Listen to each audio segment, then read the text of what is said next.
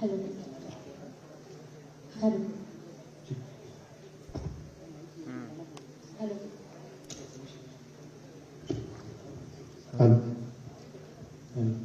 Hello. Connect ಆಗಲಿ. Hello. Chick. Podium photo ಸ್ಟೇಜ್ಗೆ photo.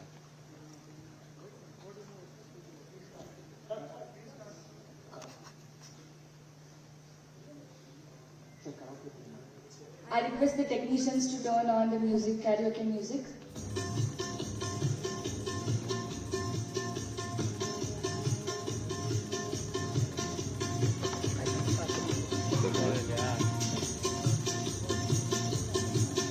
Can you just play from first?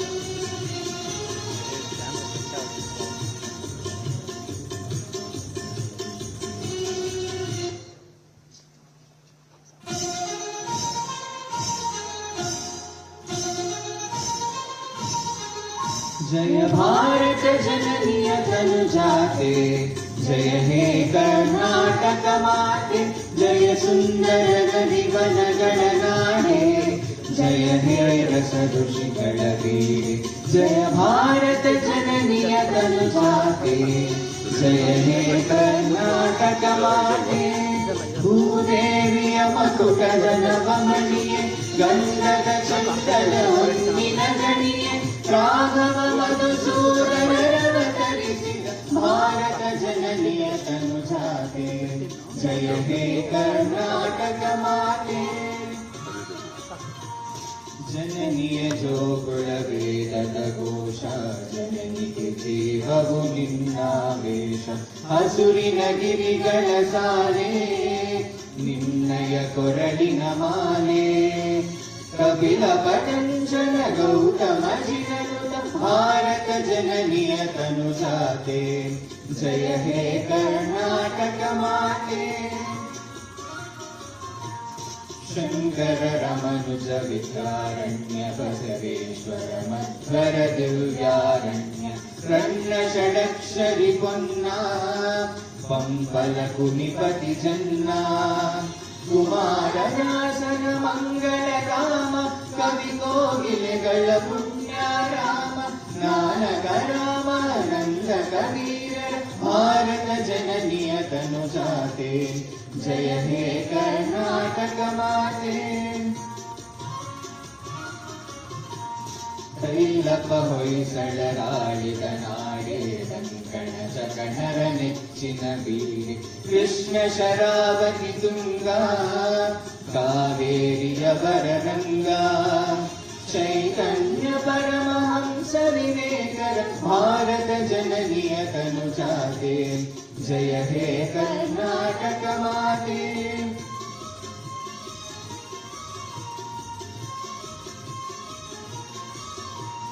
ಸರ್ವ ಜನಾಂಗದ ಶಾಂತಿಯ ತೋಟ, ರಸಿಕರ ಕಂಗಳ ಸೆಳೆಯುವ ನೋಟ. ಹಿಂದೂ ಕ್ರೈಸ್ತ ಮುಸಲ್ಮಾನ, ಪಾರಸಿಕ ಜೈನ ರುದ್ಯಾನ. ಜನಕನ ಹೋಲುವ ದೊರೆಗಳ ರಾಮ, ಗಾಯಕ ವೈದಿಕರ ರಾಮ.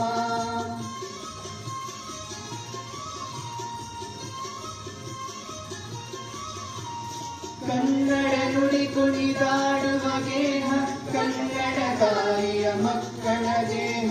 ಭಾರತ ಜನನಿಯ ತನುಜಾತೆ, ಜಯ ಹೇ ಕರ್ನಾಟಕ ಮಾತೆ. ಜಯ ಭಾರತ ಜನನಿಯ ತನುಜಾತೆ, ಜಯ ಹೇ ಕರ್ನಾಟಕ ಮಾತೆ. Thank you. Kindly be seated. I request the Honorable Vice Chancellor of Dr. B.R. Ambedkar School of Economics, University, Bengaluru, Dr. N.R. Bhanumurthy, to initiate the proceedings of the program, welcome and introduce the dignitaries and present a brief report on the achievements of the university.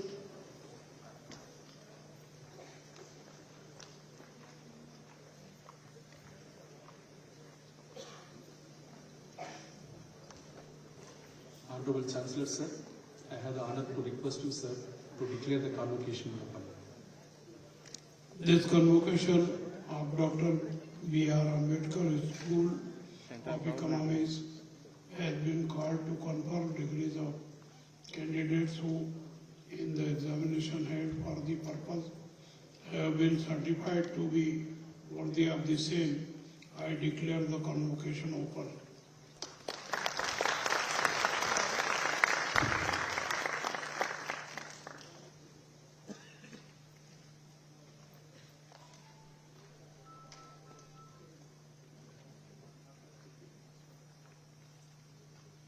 Honorable Chancellor, Honorable Pro-Chancellor, respected Chief Guest, Academic Council members, Registrar, Controller of Examinations, Finance Officer, my dear graduating students and their proud parents, faculty and staff of this university, other invited dignitaries and my media friends. It is indeed an honor and privilege to welcome you all to this very first convocation of our university. First and foremost, on behalf of the university, we welcome Honorable Chancellor and Governor of Karnataka, Shri Thawarchand Gehlotji, to this convocation.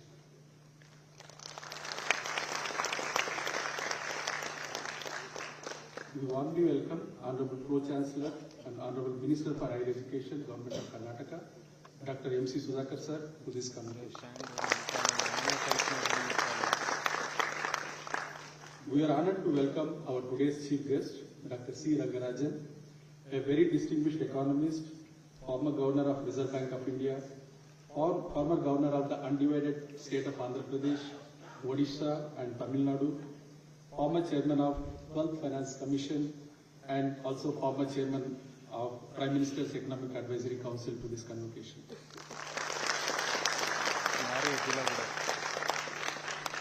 We welcome the members of the Academic Council, Dr. Gaurisha and Dr. M. Devraj to this convocation. I cordially welcome all other dignitaries, students and proud parents and the media friends to this convocation. I will take few minutes to present before you the progress and the achievements that this university has made since its inception on 14th April 2017 on the occasion of 125th birth anniversary of a legendary Indian, architect of Indian Constitution, champion of the social justice, Bharat Ratna Baba Saheb, Dr. B.R. Ambedkar.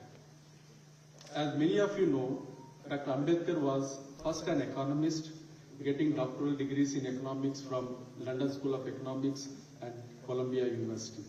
It is only befitting that this university is named after Baba Saheb. We would like to thank the vision of the government of Karnataka for instituting this university and nurturing since its inception.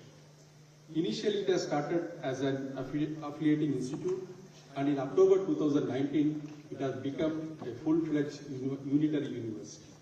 We are very glad to mention that with the taking over of this brand new auditorium and the guest house this month, we have completed the first phase of construction of the campus.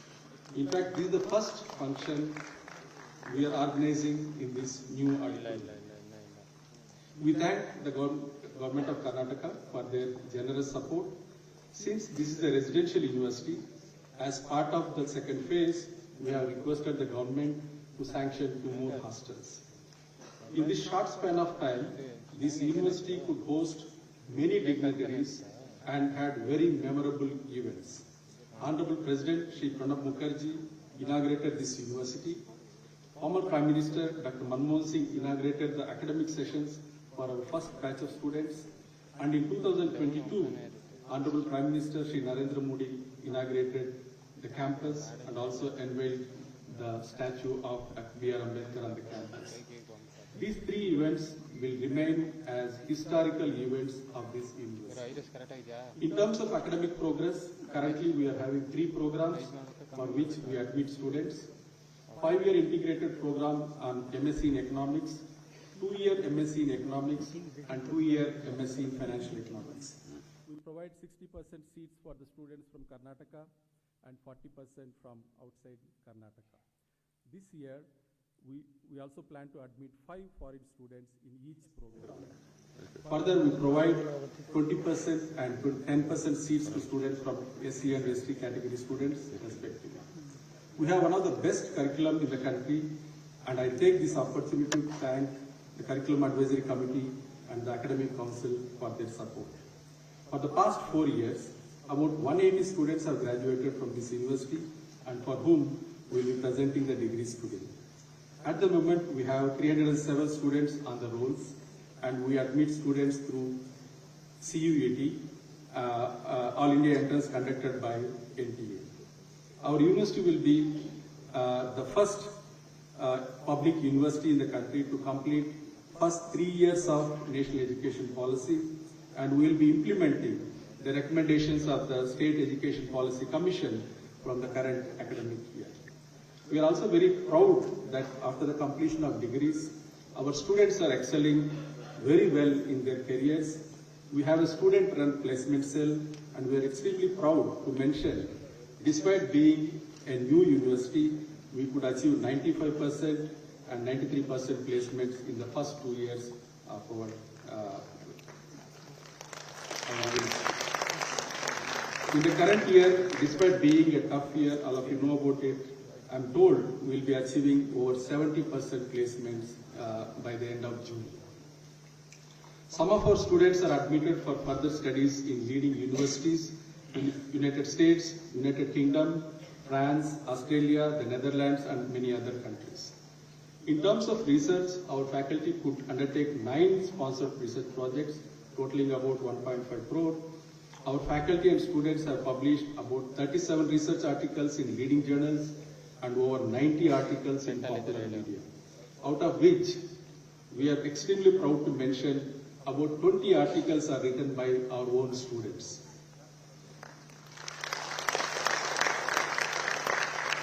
We also initiated Base University Working Paper Series, and till now we have published about 17 articles, and most of them are later published in leading journals. Our university research also provided inputs to various public policy initiatives. To name a few, union budgets, Finance Commission, both Union and the State Finance Commission, Reserve Bank of India, SEBI, Rural Development and Panchayat Raj, Tribal Development, Coffee Board, Government of Uzbekistan, National Income Accounting Estimates, Exim Bank of India, G20 deliberations, among many other areas. We are glad to mention, during the India's G20 presidency, our university has been recognized as a secretariat for one of the themes of G20 T20 task force on macroeconomics, trade and livelihoods. We initiated distinguished lecture series where some of the leading scholars have made their presentations. We also initiated research seminar series as well as faculty seminar series. In the process of spreading our presence as well as internationalization, our university has signed MOUs with over 12 institutions, both within and abroad. We plan to undertake students exchange, faculty exchange, joint projects, joint conferences, as well as short certificate courses with our knowledge partners in due course of time. On the campus, we are proud to mention that our students undertake various curricular and co-curricular activities that helps their holistic development. We have over 12 clubs under which our students are encouraged to undertake these activities. All these activities are posted on our website as well as on our social media platforms. Our students also initiated a students magazine which covers write-ups on various contemporary themes. With the help of Exim Bank of India, we have instituted a meritorious scholarship to our students. Above all, we are extremely proud that our students actively participate in various competitions outside the campus and won many laurels to our university. I take this opportunity to congratulate all our students, especially the graduating students, in many ways have helped in the growth of this university despite various limitations that we all faced. Finally, I take this opportunity to thank Government of Karnataka, especially Department of Higher Education and Department of Social Welfare, members of the past Governing Council, project implementing agencies, Karnataka Housing Board, BG Shirke Constructions, Ernst & Young, Shrije Builders, KRIDL, EDA Consultants, Software Support Team for helping us in getting this beautiful campus. I am sure this first convocation will be memorable and remembered for a long time, and I once again welcome you all to this event. Thank you.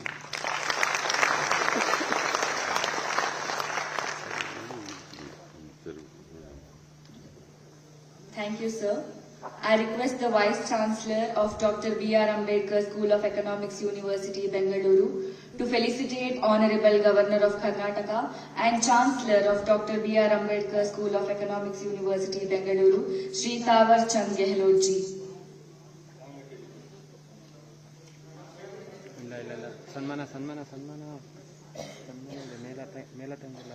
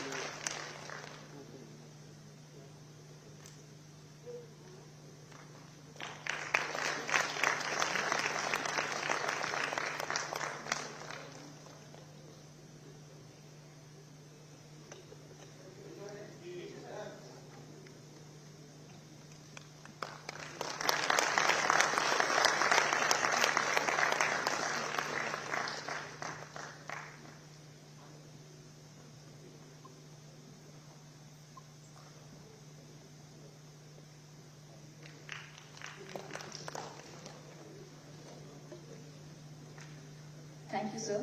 I request the Vice Chancellor to felicitate Honorable Minister for Higher Education Department and Pro-Chancellor of Dr. B.R. Ambedkar School of Economics, University, Bengaluru, Dr. M.C. Sudhakar.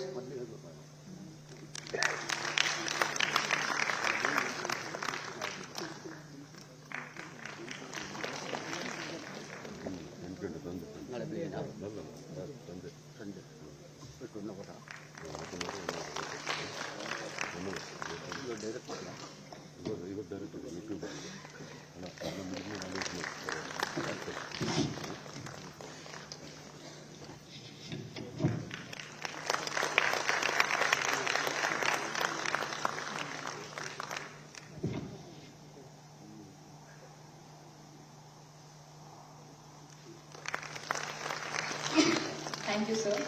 I request the Vice Chancellor to felicitate former Governor of Reserve Bank of India and former Chairman of Prime Minister's Economic Advisory Council, Dr. C. Rangarajan.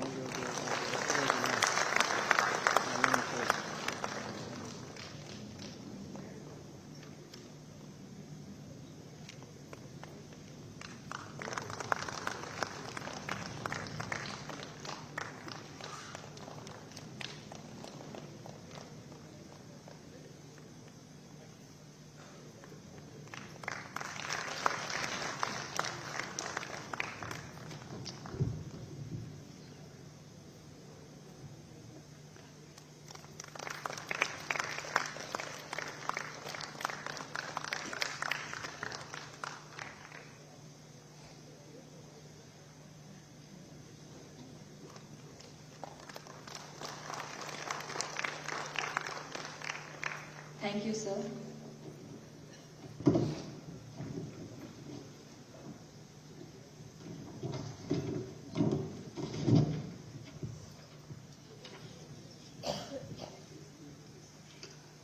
Let the candidates for various degrees be presented.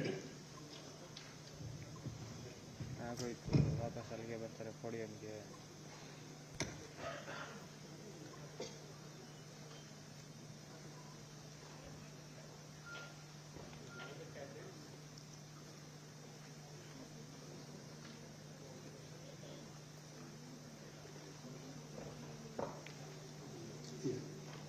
All the candidates admitted to various degrees may kindly stand up.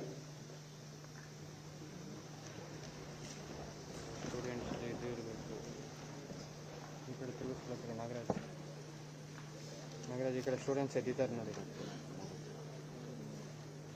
ಬನ್ನಿ ಮುಂದೆ ಪರವಾಗಿಲ್ಲ Honorable Chancellor, sir, I request you to kindly admit all the candidates for various events.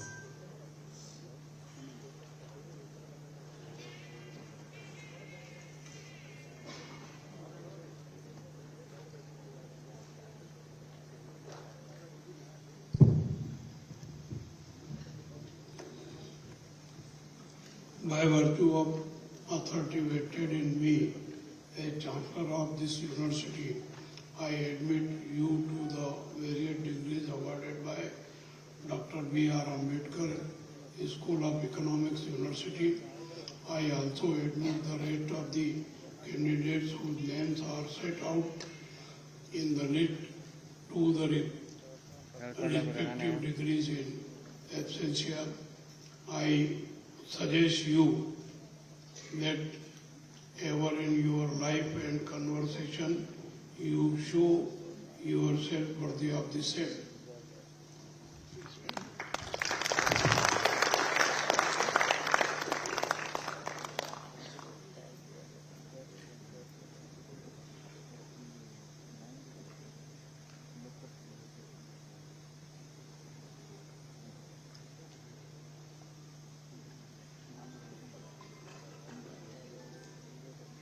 Now the registrar will read out the names of gold medalists, rank holders and graduates. Honorable Chancellor, sir, I request you to kindly award the degrees to the candidates.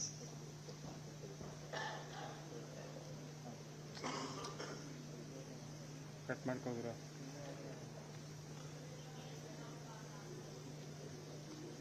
ಎಲ್ಲರಿಗೂ ನಮಸ್ಕಾರ. I am reading the list of gold medalists and rank holders.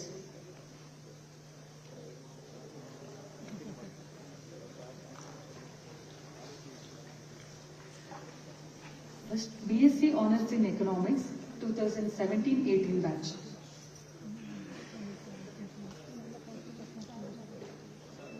First one, Niharika Chaudhary, gold medalist, first rank holder.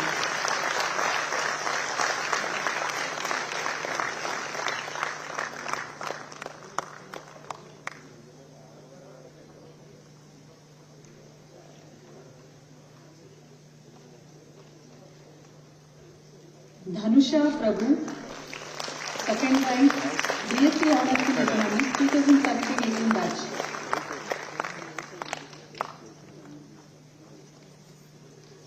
Dhanusha Prabhu.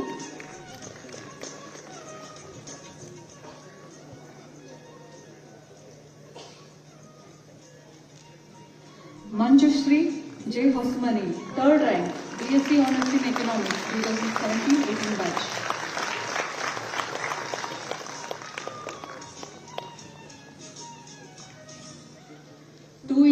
MSc in Economics. Dhanusha Prabhu, first rank, gold medalist.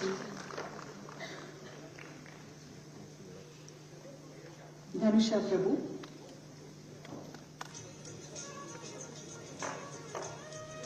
Anagha Vinod, second rank, 2 years MSc in Economics, 2021 batch.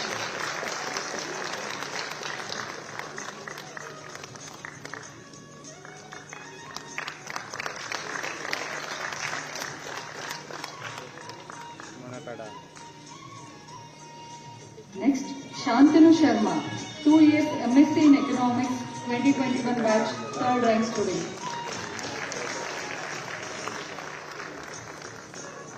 Two years MSc in Economics, 2021-22 batch, Prakhar Rana, first rank, gold medal student.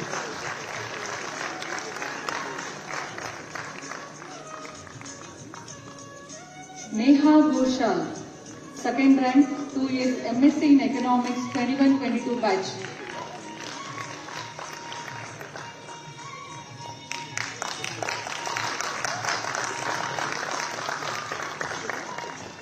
Arati Bansal, third rank, 2 years MSc in Economics, 21-22 batch.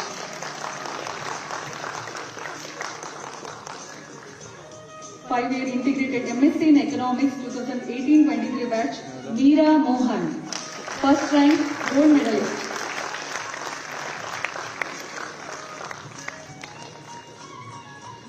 Namita V, second rank, 5-year integrated MSc in Economics, 1823 batch.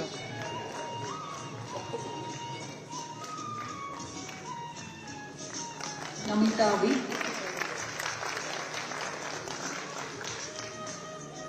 Akshita P. Karun, 5-year integrated MSc in Economics, 2018-23 batch.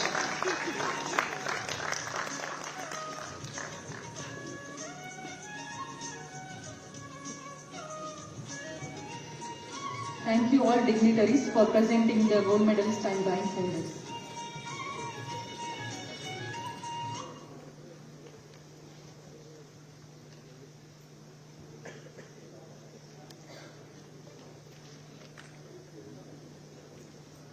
Thank you very much, sir. Now I request the Chief Guest, Dr. Rangarajan, to deliver the convocation, please.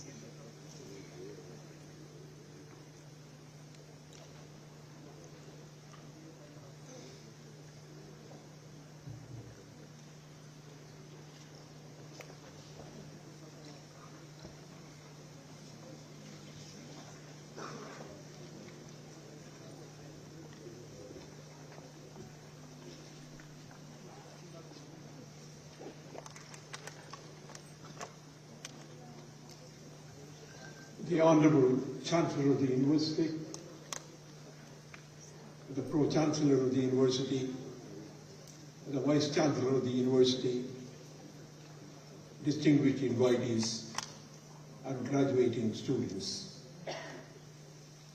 I am deeply honored to deliver the first convocation address of the B.R. Ambedkar School of Economics, University.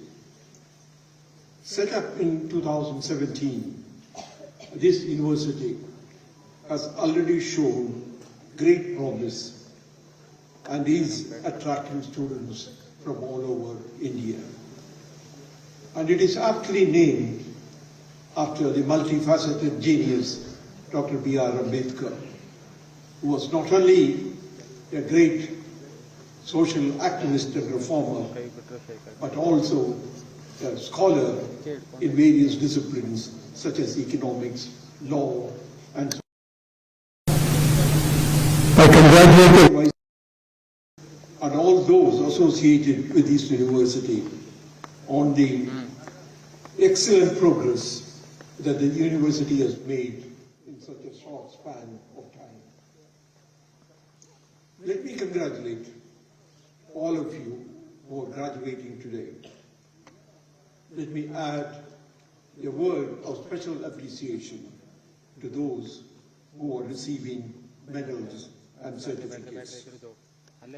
This is an occasion of celebration for all of you, as your academic efforts have come to a successful fruition. As you enter a new stage in your life, your future is intertwined with the future of this country. At the same time, you have the opportunity to shape the future of the country. The country welcomes all of you as the future leaders of economic and social change in the country. Youth is full of idealism and ambition. Idealism without ambition may not achieve much. On the other hand, ambition without idealism is dangerous. May you combine the two in the right proportion. The importance of higher education in building up the nation is well understood. The agricultural, industrial, scientific development of this country depends upon creating a core of professional people, and this can come only as a result of high quality higher education. We need not belittle what we have achieved. However, there is an inescapable need to strengthen higher education in terms of quality and effectiveness. The three dimensions of reform of higher education are access, equity, and quality. Broadening the access is extremely important when we see the gross enrollment rate well below that of the developed countries. Equity is equally important to ensure that underprivileged communities share the benefits of education. Also important is the quality of higher education. To some extent, we understand that, but I think we normally miss the importance of quality of higher education, and you must work towards it. The scheme of things that is being implemented now must give enough freedom to universities and colleges to experiment and innovate. We should avoid straitjacketing the system. I may utilize this opportunity that has been given to me this morning to say a few words about the economic development that we have seen in this country and what we need to do as we look at the future. India's economic journey really started with independence. Many people do not realize the first 5 decades of the 20th century, which was under the British rule, was hardly anything to write home about. The average annual growth rate of India during the 5 decades was something like 0.89%. During that particular period, the population grew by 0.83%. That is, virtually the per capita income of the country did not increase. And therefore, it is not surprising that at the dawn of Indian independence, growth became the major concern. In the early period, India's strategy of development comprised of 4 elements. 1, raising the investment and savings rate of the economy. Second, the dominance of state intervention. Third, import substitution. And fourth, the manufacture of capital goods at home. To some extent, policymakers in India in 1950s and 60s were handicapped.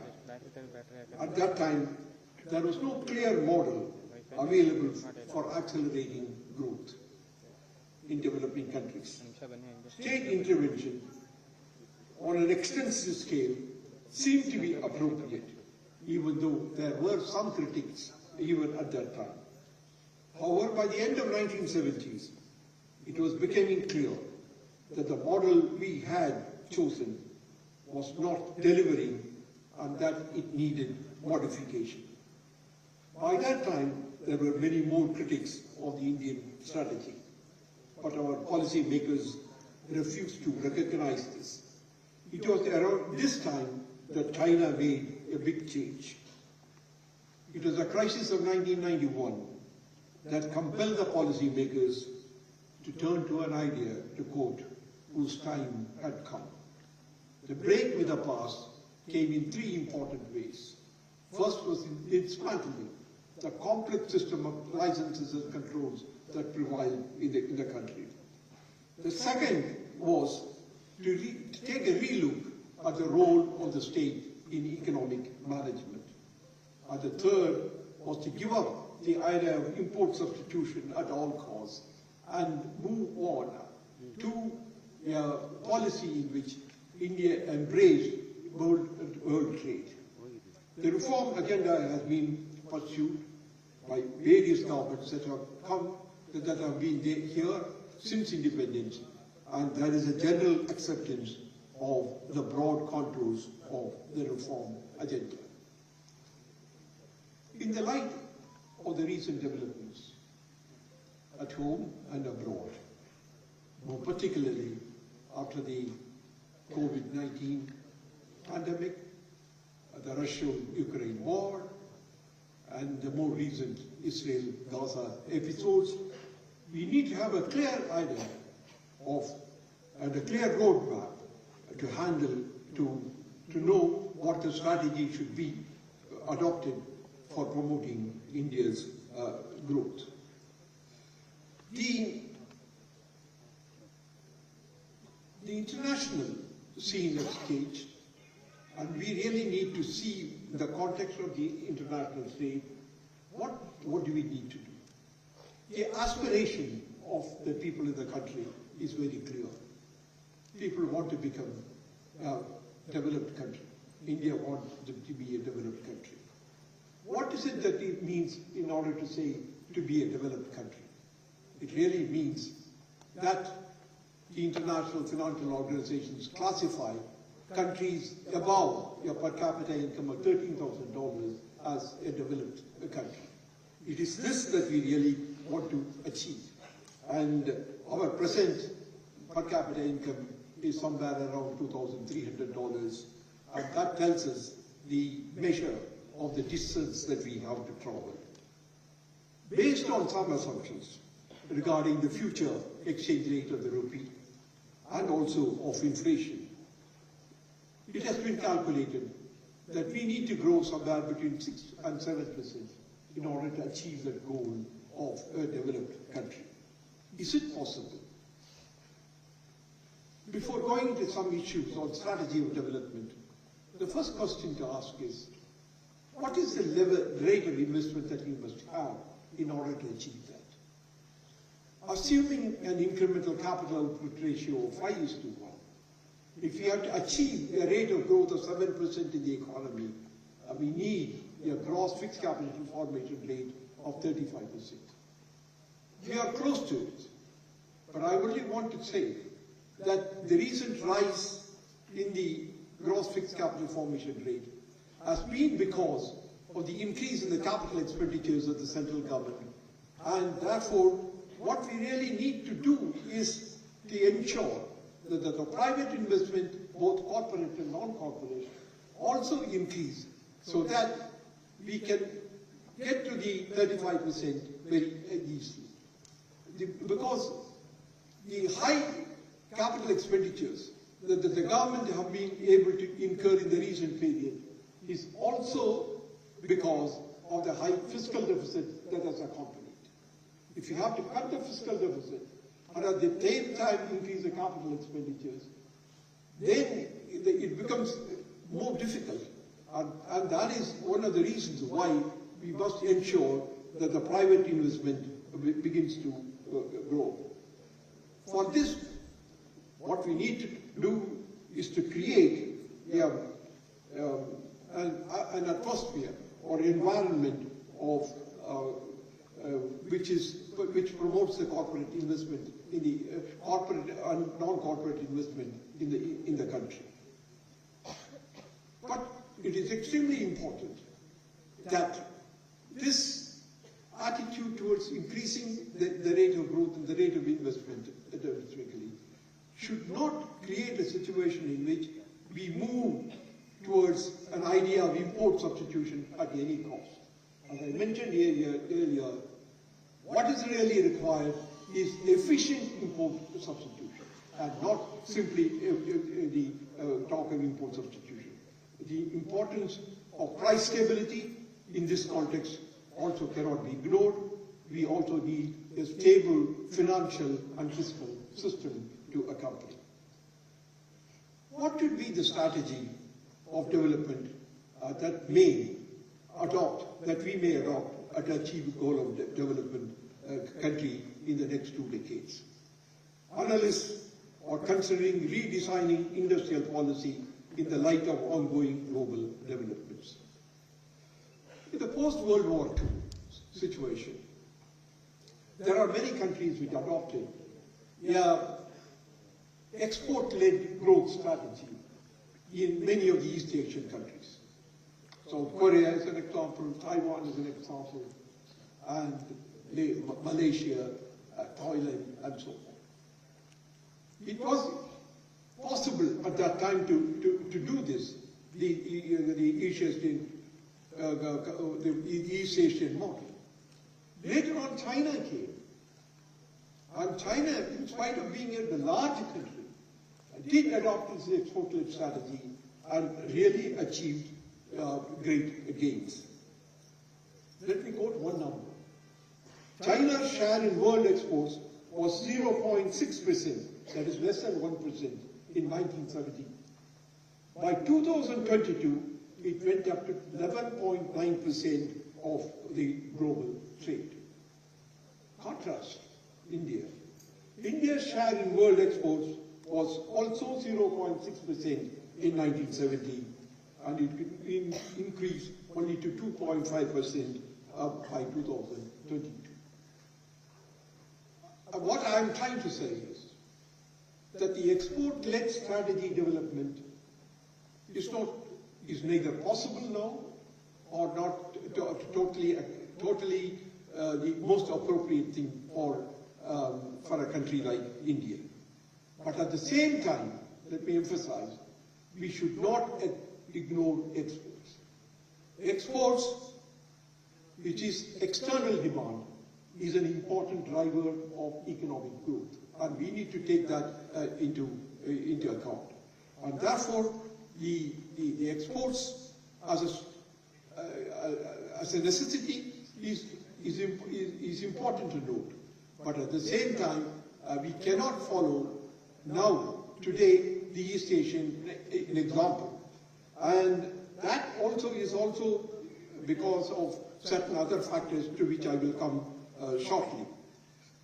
We need to prove in terms of merchandise trade also the efficiency that we have shown in relation to export of services. We cannot ignore external demand as one of the drivers of growth. Broadly keeping, the strategy of development must be multi-dimensional. We need to emphasize exports, services, manufacturing, and agriculture. It would be useful to identify our own sunrise industries. For example, food processing industry may be given a high priority as it is because of three things. It is labor intensive, it is associated with agriculture and promote agriculture, and it has an external demand as well. So we need to identify what our own sunrise industries are. They may be different from what they are in other countries. The Russia-Ukraine war has also created one important issue. Many people have realized at that time, many countries have realized at that time, that if they are dependent on strategic imports at the time of the kind of conflict that happened, you can get into a real problem. One can think of these critical imports. One is oil, and the other, of course, is, for example, chips, not the potato chips, the computer chips. And this is critically important, and many countries have realized that, and India also has started moving in that area, even though the idea of setting up a chip company was there even much earlier. And I also say here, which I said earlier, that even in this case of import substitution, cost calculations are extremely important. I do not want Atmanirbhar to be degenerate into the old import substitution. I will mention 2 points and then close. Job creation. Another critical issue we need to address is creation of adequate jobs. Technological changes are having an impact on that reduces the absorption of labor per unit of capital output. The elasticity of employment with respect to output is coming down. The nature of technology is such that for 1 unit of output now, you require less labor than before. We talk about job creation and the unemployment and so on. We need to understand also the changes in technology that is happening. It is true, the question of employment and the absorption of labor has been an important question since the Industrial Revolution. But what happened in the period since the middle of 18th century to almost the end of the 20th century was that even though the employment elasticity was coming down, the output increase was such that it was able to make up for the loss in the elasticity or the reduction in the elasticity. But the nature of the technological change that we are now witnessing is somewhat different. People are really asking about the earlier technologies were substitutes for muscle. They are called muscle machines. Now we are entering into a stage where we are almost having they are becoming mind machines. Therefore, the substitution is not for the muscle, but the substitution is even for the mind. Therefore, we really need to be very clear that the emergence of new technologies, such as artificial intelligence, general AI, and machine learning, is causing both alarm and excitement. It will increase the labor and the employment of highly qualified service people. It may have an adverse impact on the others. This does raise an important question. How does we manage the situation? We talk of population dividend. It has to be, then it has to be employed. Therefore, we really need to identify sectors of economy which require high quality labor, sectors of economy which do not require that quality of labor, and have a mix of sectors in the economy which are combining high quality labor absorbing sectors along with the sectors of economy like which absorb other types of labor. So we need to develop the hospitality industry, and at the same time we need to develop the ability to produce the new high technology products. Otherwise, if we do not specialize in the field of high technology quality products, we will be entering into a problem area because we will not be able to compete with the rest of the world. Considerations relating to equity have assumed importance. There is no doubt that the benefits of growth requires to be distributed equitably. There is evidence that the poverty ratio has been coming down. According to the World Poverty Clock, extreme poverty in India, measured by a poverty line of $2.15, has fallen below the threshold level of 3%. I think the recent consumption expenditure survey also confirms this. Therefore, there is evidence to show that the inequality, as shown by the consumption expenditure survey, is coming down slightly. I mean, it is not too deep a cut, but certainly it is not increasing, and it is coming down. And therefore, one main objective of the strategy of development must be to reduce the poverty ratio. And the supply of subsidized grains are critically important. We cannot sequence growth and equality by saying equity, by saying growth first and equity later. This is what all the developed countries need. They never talked about equity. They talked always about growth, increasing the output. And then, of course, the trade unions came up and minimum wages and various other kinds of things. But we are now living in an age that is not possible. You cannot sequence it. Your growth and equity will have to be going together. In fact, I used to say that any country, and particularly India, should walk on two legs. One is growth and the other is equity. And if we ignore any other legs, we can only limp along. Therefore, growth and equity are two essential elements of the strategy of development. Thus, in substance, India's development strategy should be multidimensional. Growth may be stimulated by raising investment rate, emphasizing manufacturing, services and exports, absorbing new technologies and promoting, underline the word, promoting a mix of sectors that is employment friendly. Job creation is going to be the toughest challenge ahead of us. May I wish you all, the graduating students, once again the very best in the years ahead of us.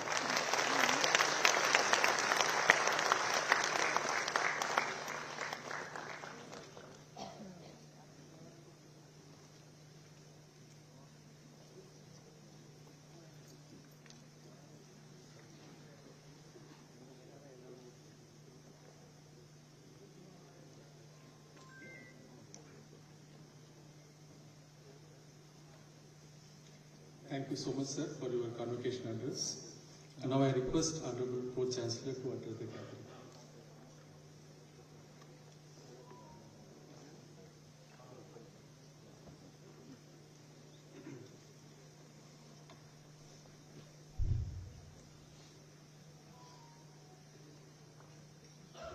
Good afternoon to one and all.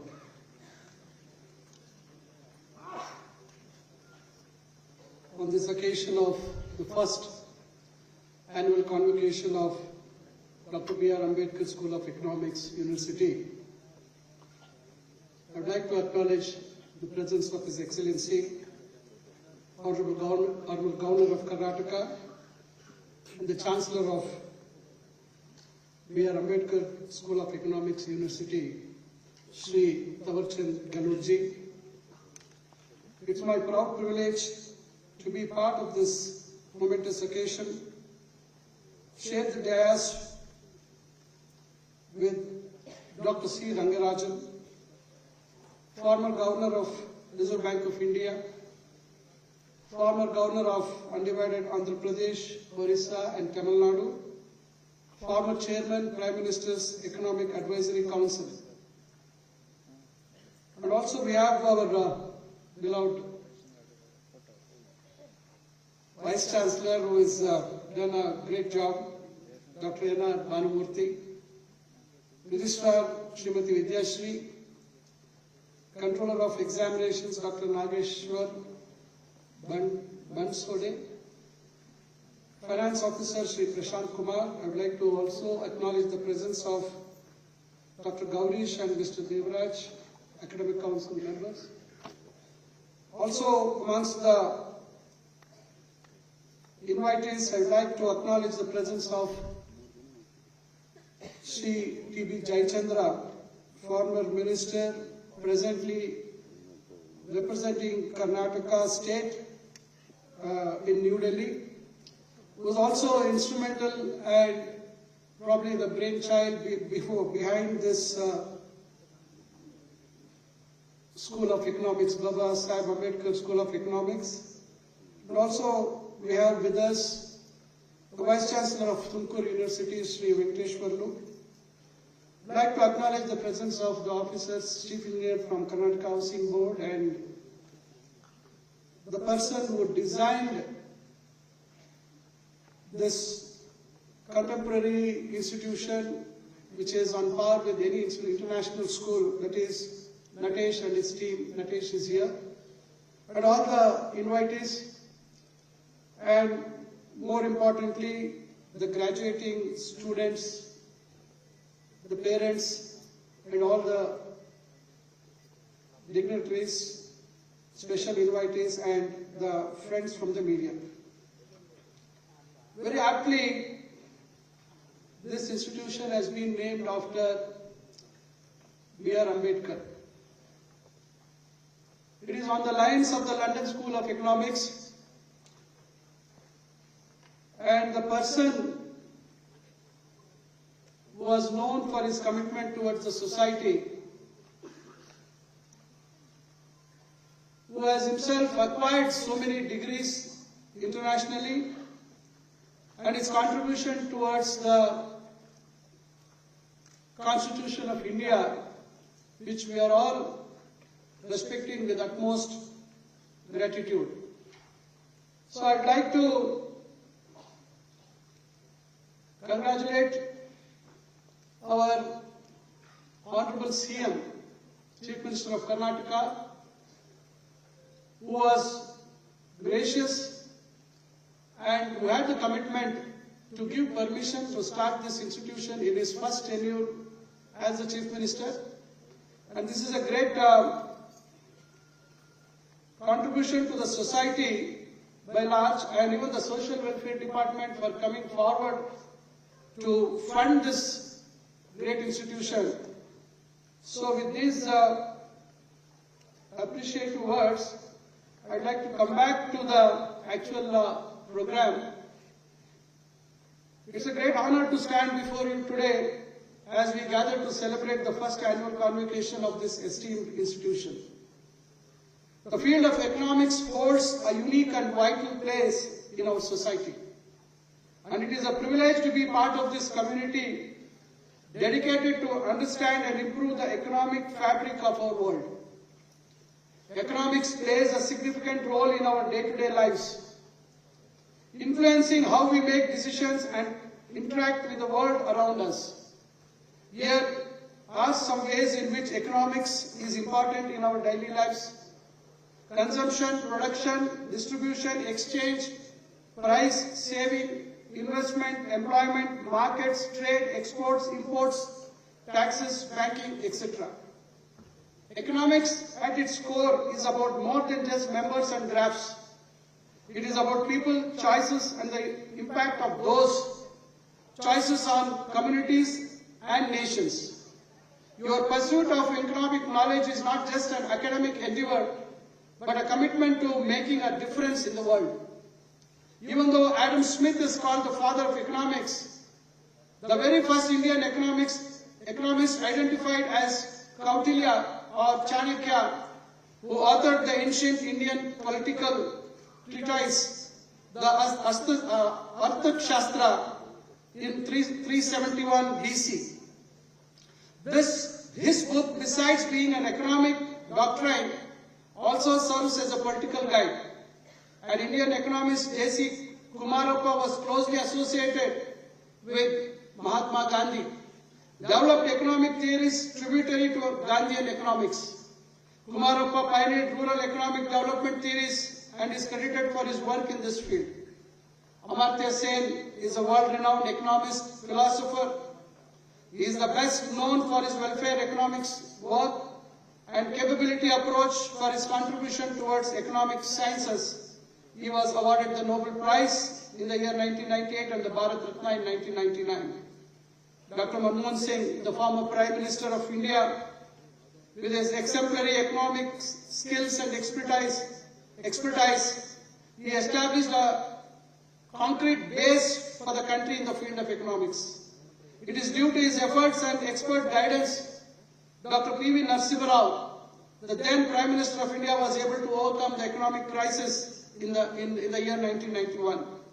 In fact, the economic reforms of 1991 were the brainchild of Dr. Singh that helped the country to combat great financial trouble. Our state has seen a number of economists who have contributed at various capacities for the development at national and state level.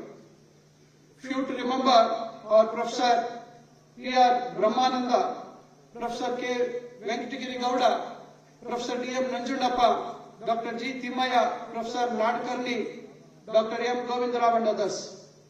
Base, Dr. Babasaheb Ambedkar School of Economics is a pioneering institution established to produce genius economists, policy makers, profound teachers for our state and country at large. we can facilitate and nurture the economy in near future. As Pro-Chancellor, I am continually inspired by the innovative research, thoughtful debate, and passionate learning that characterize this university. Our faculty members are not only educators but also the pioneers in their fields, pushing the boundaries of what we know and how we think about economic issues. To our faculty, I extend my deepest gratitude for your dedication and your relentless pursuit of excellence.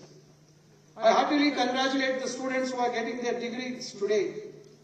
You all are fortunate to enter the professional world in these times when the question on your mind perhaps in which job I should take. As opposed to say decades ago when the question in minds of most graduating students was, will I get a job? The connection between mathematics, statistics, probability, theory on one hand and economics and finance on the other hand has been well understood, at least for the last 50 years. These connections play an important role on the impact of ideas of economics on the society. Indeed, it has had a role in moving the focus in economics from ideologies to more outcomes as evident via data.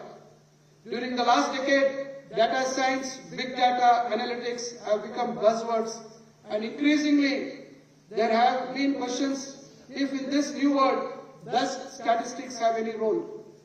The perception is that once a large chunk of data is available, who needs statistical models and all that? Just pushing the data to a data science engine will tell us everything. This has reached a crescendo in this year with ChatGPT entering the fray. This perception will also move to the economics and finance world, if it has not reached there yet. I would like to stress to the students who are entering the brave new world. For many of you, this day will be an extremely happy one. You are graduating from one of the finest and the best institution with a splendid future in front of you. When you reach my age, India, if all goes well, would have eliminated poverty and be nudging into the ranks of middle income countries. Some of you will have climbed your way into various heights, your lives to helping others through social work or by bringing up a family. The one certainty is that you will all face challenges. After all, that is what makes life exciting. But you will also have a training to overcome them. If you survived as a good human being, you can also survive almost anything. To our students, you are the future leaders, policy makers and thinkers who will shape the economic landscapes of tomorrow. Your curiosity, hard work, determination are the driving forces that will propel us forward. Embrace the challenges, engage with complexities, and never underestimate the power of your contributions. In today's interconnected world, the role of an economist is more crucial than ever. Global challenges such as climate change, economic inequality, and technological disruption require innovative solutions and informed decision making. You have the opportunity and the responsibility to use your knowledge to address these pressing issues.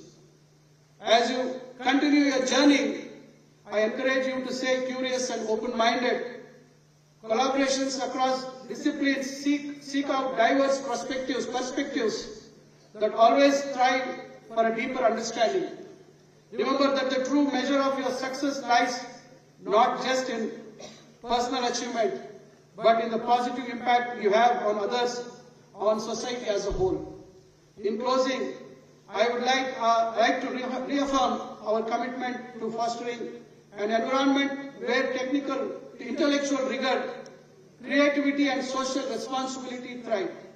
Let us continue to support one another, to challenge one another, and to inspire one another as we work towards a more equitable and prosperous world. First and foremost, always uphold integrity and ethics in all your endeavor. Congratulations to all the graduates once again. In conclusion, you are embarking on a most exciting journey. The world out there is fiercely competitive, but you should have no fear. you have been tempered by one of the most rigorous programs in the world and are now ready to show your mettle.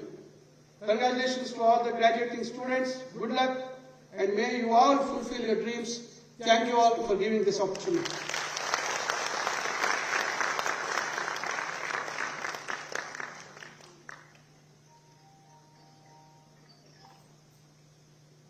Thank you very much, sir. Now I request Honorable Chancellor to address the gold medalists, rank holders and graduates.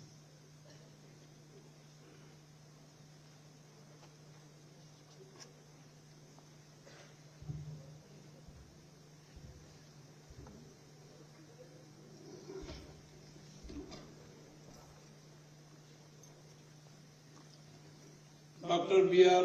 Ambedkar school of economics university के पहले वार्षिक दीक्षांत समारोह में उपस्थित कर्नाटक सरकार के उच्च शिक्षा मंत्री आदरणीय डॉक्टर M.C. सुधाकर जी, दीक्षांत समारोह के मुख्य अतिथि भारतीय रिजर्व बैंक के पूर्व गवर्नर एवं माननीय प्रधानमंत्री की आर्थिक सलाहकार परिषद के पूर्व चेयरमैन और भारत सरकार के गवर्नर रहे पूर्व गवर्नर आदरणीय डॉक्टर C. रंगराजन जी, विश्वविद्यालय के वाइस चांसलर डॉक्टर भानुमूर्ति जी, रजिस्ट्रार श्रीमती विद्याश्री जी, अकादमिक परिषद के सम्मानित सदस्य डॉक्टर गौरी जी एवं श्री M. देवराज जी, विश्वविद्यालय के परिवार के समस्त सदस्यगण, उपाधि प्राप्त करने वाले विद्यार्थी और उनके परिजन एवं उपस्थित समस्त विद्यार्थीगण, सम्माननीय अतिथिगण एवं मीडिया के मित्रगण, ಎಲ್ಲರಿಗೂ ನಮಸ್ಕಾರ. ನಾನು ನಿಮ್ಮೆಲ್ಲರನ್ನು ಹಾರ್ದಿಕವಾಗಿ ಸ್ವಾಗತಿಸುತ್ತೇನೆ.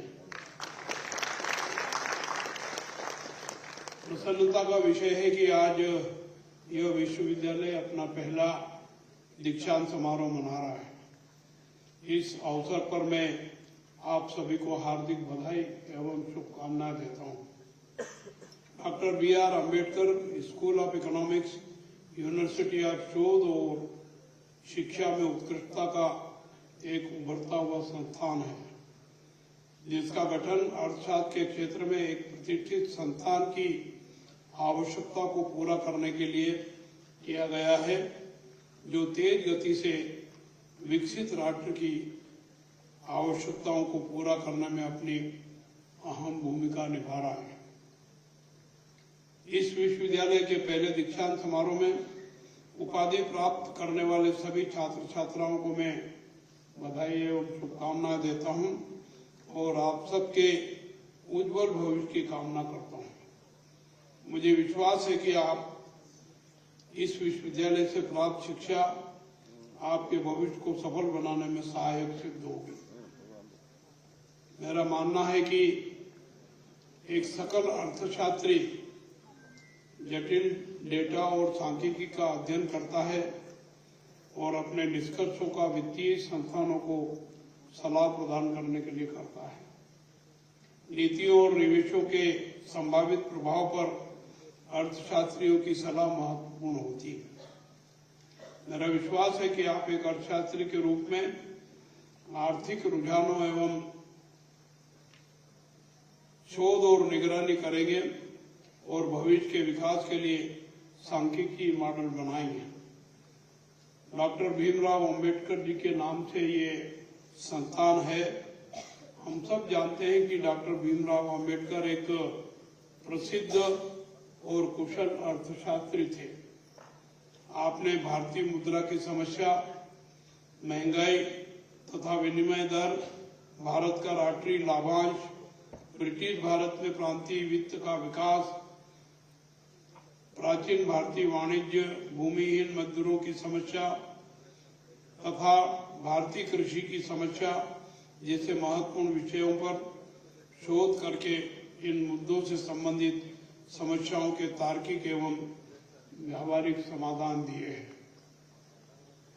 बाबा साहब उच्च शिक्षा प्राप्त करने के बाद चाहते तो लंदन में, अमेरिका में या देश में ही उच्च पद पर सेवा करने का विकल्प चुन सकते थे, परंतु ऐसा न करके उन्होंने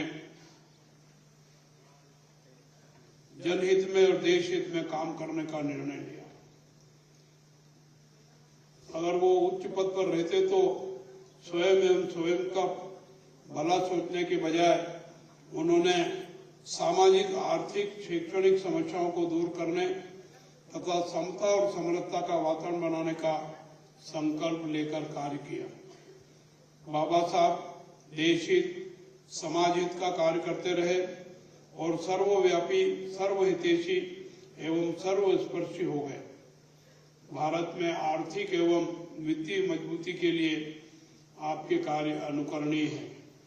डॉक्टर अंबेडकर जी की सोच एवं नीतियों पर विचार करके भारत सरकार ने अनेक निर्णय लिए, जिससे देश विकसित राष्ट्र बनने की दिशा में अग्रसर है और देश की अर्थव्यवस्था मजबूत हुई है।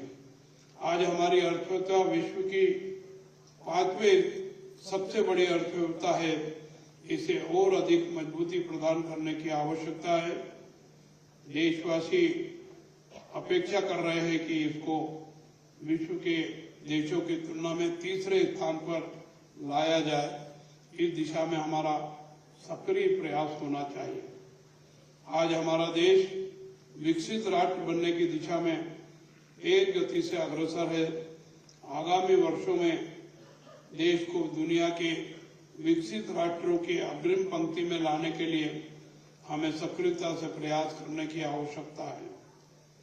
आपके और हमारे बीच में अभी विद्वान अर्थशास्त्री श्री रंगराजन जी ने अपने विचार व्यक्त किए। उनका लंबा अनुभव है और उन्होंने इस देश की अर्थव्यवस्था को सुदृढ़ बनाए रखने के लिए रिजर्व बैंक के गवर्नर के रूप में अच्छी सेवाएं दी है। आपने जो भाषण दिया है, जो बातें हमको कही है, हम उन पर गौर करें और उनको अपनाने का प्रयास करें। प्रो-चांसलर कर्नाटक सरकार के उच्च शिक्षा मंत्री जी ने भी अपने विचार व्यक्त करते हुए बहुत सारी बातें कही है और देश की अर्थव्यवस्था को जिन जिन लोगों ने सुधारने का प्रयास किया है उनका उल्लेख किया है। मेरा आपसे आग्रह है कि आप इस दिशा में सार्थक प्रयास करें ताकि देश की अर्थव्यवस्था भी सुदृढ़ हो और देश विकसित राष्ट्र भी बने। मेरा विश्वास है कि विश्वविद्यालय परिवार विश्वविद्यालय को अर्थशास्त्र और उसके संबंध विषयों में शिक्षण और अनुसंधान के लिए एक विकसित श्रेष्ठ संस्थान बनाने की दिशा में सक्रियता से प्रयास करेगा। इसके लिए मैं आप सभी को बधाई एवं शुभकामनाएं देता हूं। धन्यवाद। जय हिंद, जय Karnataka.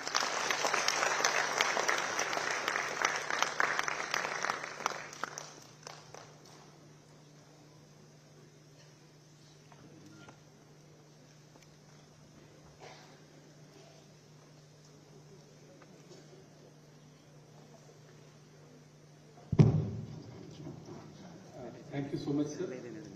Now I request the Honorable Chancellor to dissolve the convocation. I dissolve the convocation.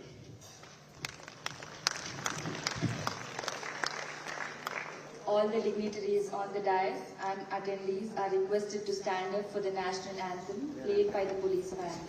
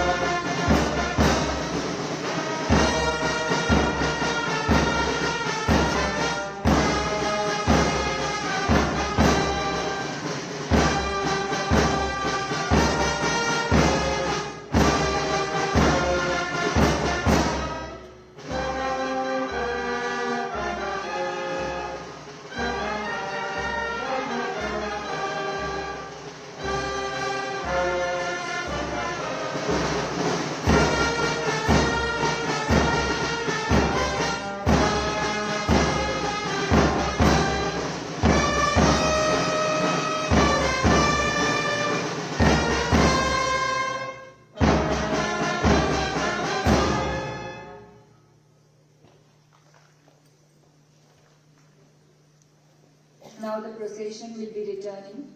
All the candidates and invitees are requested to stand up till the convocation procession returns.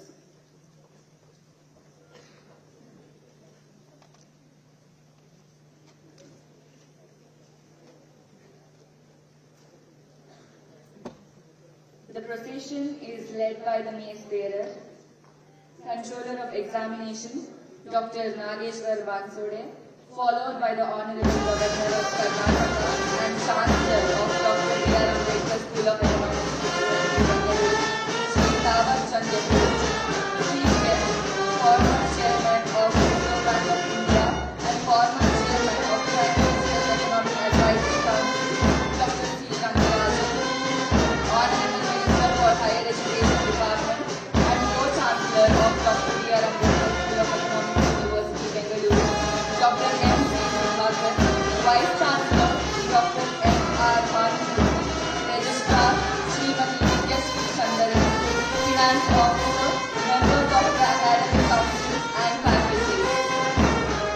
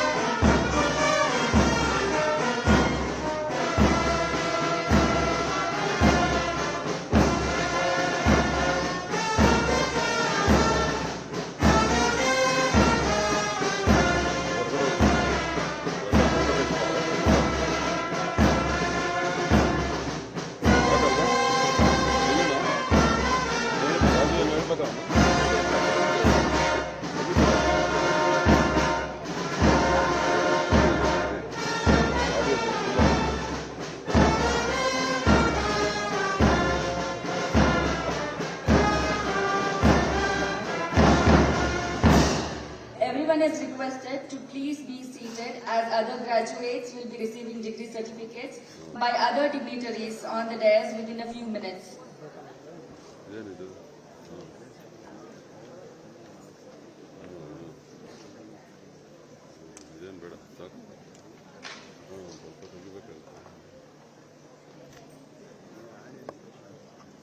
Audience ತಗೋಬೇಕು ಇದು ತೆಗೆದ್ಬಿಡಿ ಸಾಕು